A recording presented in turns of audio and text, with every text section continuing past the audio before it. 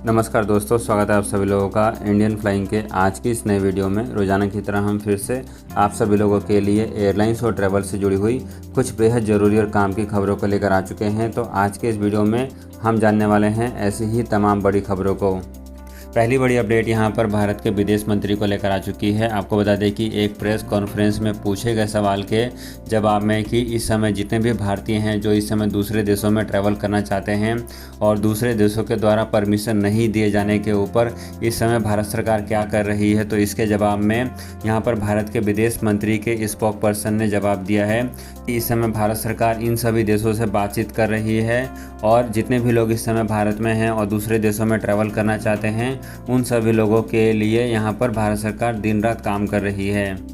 और उनको उम्मीद है कि जैसे जैसे इस समय भारत में कोरोना वायरस के केसेस कम हो रहे हैं, उसको देखते हुए दुनिया के दूसरे देश बहुत ही जल्दी भारत से अपनी अंतर्राष्ट्रीय उड़ानों को चालू करने की परमिशन अवश्य ही दे देंगे। इसके अलावा फ्रेंड्स एक और अपडेट यहाँ पर जापान एयरलाइंस से आ रही है। आपको बता दें कि जापान एयरलाइंस ने अगस्त महीने में भारत के 2 एयरपोर्ट बेंगलुरु एयरपोर्ट और दिल्ली एयरपोर्ट से अपनी नई अंतर्राष्ट्रीय उड़ानों को चालू करने की घोषणा कर चुकी है। आपको बता दें कि जापान में इससे पहले विस्तारा एयरलाइंस भी अपनी उड़ानों को चालू कर चुकी है। यदि आप इस समय जापान के लिए ट्रैवल करके जाना चाहते हैं तो विस्तारा एयरलाइंस आपके लिए एकमात्र ऑप्शन है। और इसके अलावा अगस्त महीने में अब जापान एयरलाइंस भी भारत से अपनी रेगुलर फ्लाइटों को चालू कर रही है। आपको बता दें कि भारत और जापान में अभी भी एयर बबल्स के तहत फ्लाइटें ऑपरेट हो रही है। यदि आपने वैक्सीन लगा रखी है और आपके पास जापान में ट्रैवल करने के सारे डॉक्यूमेंट्स मौजूद हैं तो आप आसानी से जापान के लिए ट्रैवल कर सकते हैं।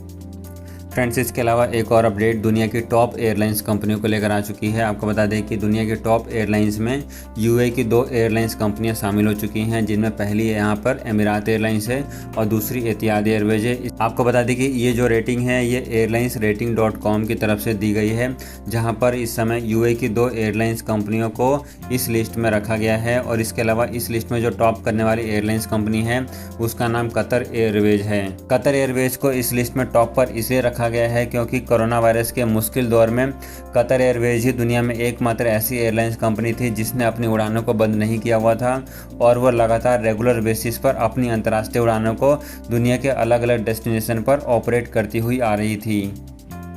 फ्रेंड्स आगे बढ़ते हैं और अगली अपडेट यहाँ पर थाईलैंड और मलेशिया को लेकर आ चुकी है। आपको बता दें कि इन दोनों देशों में बढ़ते हुए कोरोना वायरस को देखते हुए अब फिलीपींस और इसके अलावा और भी दुनिया के कई सारे देश इन दोनों देशों से अपनी अंतर्राष्ट्रीय उड़ानों को बंद कर रहे हैं। इससे पहले इंडोनेशिया से भी दुनिया के लगभग सभी देशों ने अपनी अंतर्राष्ट्रीय उड़ानों को बंद कर दिया है और अब यहाँ पर थाईलैंड और इसके अलावा मलेशिया इन दोनों देशों में भी बढ़ते हुए कोरोना वायरस के खतरे को देखते हुए दुनिया के बहुत सारे देश अपनी अंतर्राष्ट्रीय उड़ानें इन दोनों देशों से बंद कर रहे हैं। आपको बता दें कि इस समय जो सबसे ज़्यादा कोरोना वायरस के केसेस रिपोर्ट किए जा रहे थे वो इंडोनेशिया से आ रहे थे और अब धीरे धीरे ये कोरोना वायरस यहाँ पर मलेशिया और थाईलैंड की तरफ भी फैल रहा है। फ्रेंड्स आगे बढ़ते हैं और अगली अपडेट एमिरात एयरलाइंस की तरफ से आ रही है। आपको बता दें कि एमिरात एयरलाइंस यहाँ पर भारत, पाकिस्तान, नेपाल, श्रीलंका इन सभी देशों से अपनी रेगुलर फ़्लाइटों को चालू करने को लेकर लगातार ट्वीट करती रहती है। बीते कल भी यहाँ पर एमिरात एयरलाइंस ने पाकिस्तान से अपनी उड़ानों को चालू करने के लिए जो डेट दी है उसके अनुसार 28 जुलाई तक दोनों देशों के बीच में अंतर्राष्ट्रीय उड़ानें बंद हैं। ऐसी जानकारी यहाँ पर ट्वीट में सामने आई है। आपको बता दें कि ये सारी की सारी जानकारी एमिरात एयरलाइंस खुद की तरफ से देती है। अभी तक यूएई की गवर्नमेंट की तरफ से कोई भी ऑफिशियली अपडेट सामने नहीं आ पाया है कि क्या सच में 28 जुलाई के बाद दोनों देशों के बीच में उड़ानें चालू होंगी या फिर नहीं होंगी। तो फ्रेंड्स आप यहाँ पर एमिरात एयरलाइंस के इन ट्वीट के भरोसे पर बुकिंग ना करें जब तक यूएई की गवर्नमेंट से फाइनल अपडेट नहीं आ जाता। फ्रेंड्स आगे बढ़ते हैं और अगली अपडेट यहाँ पर भारत के एयरपोर्ट को लेकर जान लेते हैं। आपको बता दें कि एयरपोर्ट अथॉरिटी ऑफ इंडिया की तरफ से एक रिपोर्ट जारी करके बताया गया है कि इस समय भारत के लगभग सभी बड़े एयरपोर्ट्स और इसके अलावा छोटे एयरपोर्ट्स पर लगातार फ़्लाइटों की संख्या कम होने के कारण ये सभी एयरपोर्ट इस समय घाटे में चल रहे हैं। लेकिन इसके अलावा कई ऐसे एयरपोर्ट भी हैं जिन्होंने कोरोना वायरस के इस मुश्किल समय में अच्छा प्रदर्शन किया है, जिनमें यहाँ पर अमृतसर और पुणे एयरपोर्ट को रखा गया है। ये दोनों एयरपोर्ट यहाँ पर कोरोना वायरस में अच्छा प्रदर्शन किए हैं। आपको बता दें कि ये दोनों एयरपोर्ट कोरोना वायरस के मुश्किल समय में भी अच्छा रेवेन्यू जनरेट किया है और खुद को प्रॉफिटेबल रखने में सफल हो पाए हैं। इसके साथ साथ एयरपोर्ट अथॉरिटी ऑफ इंडिया की तरफ से ये जानकारी भी शेयर की गई है कि इस समय उड़ानें फिर दोबारा से अपनी 50% कैपेसिटी पर आ चुकी है। यानी कि कोरोना वायरस आने से पहले जितनी उड़ानें ऑपरेट होती थी उसकी 50% कैपेसिटी पर इस समय भारत में फिर दोबारा से उड़ानें ऑपरेट होनी शुरू हो गई है। इसके अलावा फ्रेंड्स एक और अपडेट यहाँ पर दरभंगा एयरपोर्ट को लेकर आ चुकी है। आपको बता दें कि प्रधानमंत्री नरेंद्र मोदी ने दरभंगा एयरपोर्ट को लिखते हुए यहाँ पर ट्वीट किया है कि दरभंगा एयरपोर्ट इस समय बिहार की तरक्की में काफ़ी ज़्यादा योगदान दे रहा है और इसके अलावा दरभंगा एयरपोर्ट आम लोगों की ट्रैवलिंग में काफ़ी ज़्यादा सहयोग दे रहा है।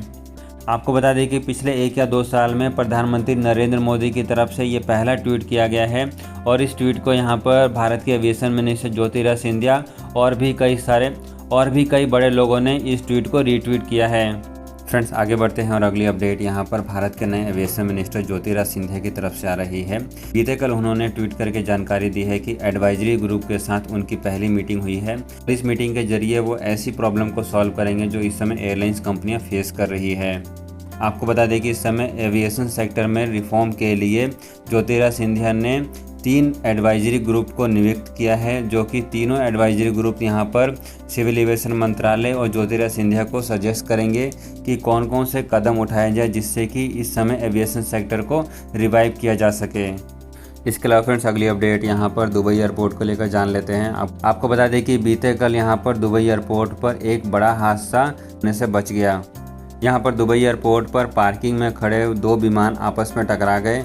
ये दोनों विमान यहाँ पर गल्फ देशों के ही थे, जिसमें से पहला विमान जो है पहला विमान यहाँ पर फ्लाई दुबई और दूसरा यहाँ पर बहरीन एयरलाइंस का था और ये दोनों विमान जो हैं पार्किंग एरिया में पार्क थे और जिसमें इन दोनों विमान में आपस में टक्कर हो गई।